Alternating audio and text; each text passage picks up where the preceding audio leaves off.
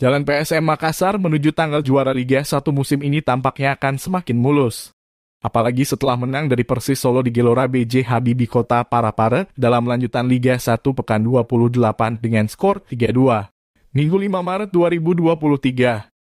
Klub asuhan Bernardo Tavares tersebut menyisakan 6 laga menuju tangga juara Liga 1 musim ini. 6 laga tersebut ada lawan PSM Makassar berada di jalur juara. Laga setelah melawan Persis Solo, Juku Eja akan melawan Persikabo dan Persita Tangerang dalam laga away. Kendati demikian, ada 2 tim yang dapat merepotkan PSM Makassar menuju peraihan gelar juara, yakni Madura United dan Borneo FC.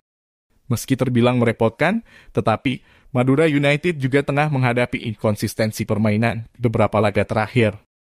Madura United memang sempat menjadi penantang juara Liga 1 musim ini pada putaran pertama. Namun, performa Madura United justru kian merosot. Bahkan di 3 laga terakhir mereka tak pernah menang. Begitu juga dengan Borneo FC yang saat ini berada di performa yang kurang apik. Borneo FC bahkan harus bongkar pasang pelatih demi mengarungi sisa laga di Liga 1 musim ini. Sedangkan 4 laga lainnya adalah tim menghuni papan tengah hingga bawah dalam klasemen sementara Liga 1 musim ini. Mereka adalah Persikabo Persita, Bayangkara FC, dan PSIS Semarang. PSM sudah mencatatkan 7 kemenangan beruntun di putaran kedua Liga 1 musim ini.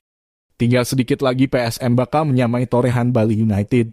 PSM hanya butuh 2 kemenangan agar bisa menyamai rekor milik Bali United. Rekor milik Bali United itu terjadi pada Liga 1 musim 2017. Di mana kala itu Bali United mencatatkan 9 kemenangan beruntun. Kini, PSM menjadi satu-satunya tim di Liga 1 musim ini yang tengah berupaya mengejar rekor tersebut.